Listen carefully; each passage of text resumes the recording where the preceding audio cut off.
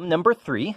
Consider the parametrization, x is cosine t, y is sine t, of the circle x squared plus y squared is equal to 1. Find the slope of the tangent to the circle at the point xy is root 3 over 2, 1/2 in 2 different ways, using the parametrization and using calculus 1. And it says, do you expect the same answer? Well, I should hope that we should be getting the same answer, or else something is going wrong here. I mean, what is our problem? We have a circle here, and at the point root 3 over 2, 1/2, which might be like right there.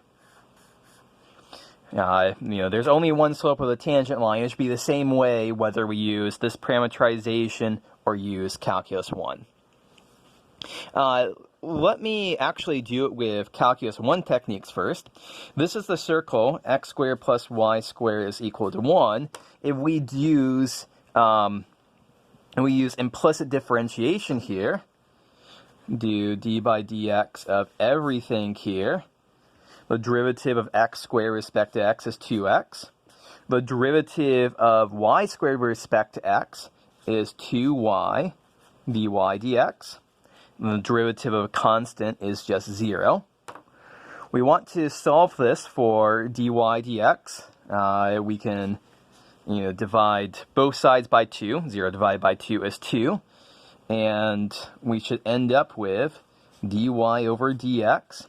So subtract x from both sides and then divide by y.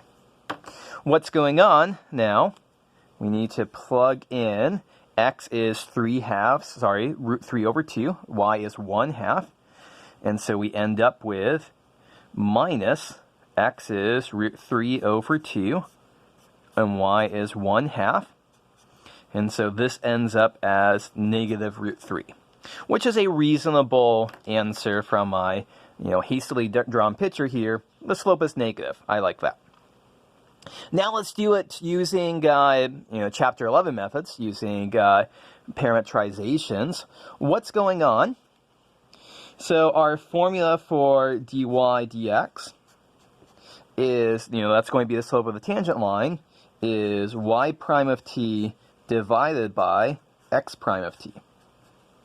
So y prime of t is going to be cosine of t. X prime of t is going to be negative sine of t. Now, there's 2 ways that we could approach this problem here to find an actual number answer. Way number 1 would be to figure out what t actually is. What do you have to do to plug in t into these to give you this point, and then take that value of t and plug it in down here.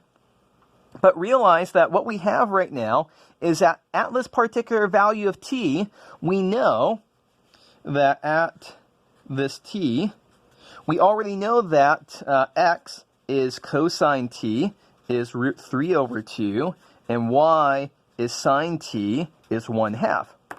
So we can just replace cosine t with root 3 over 2, sine t with minus 1/2.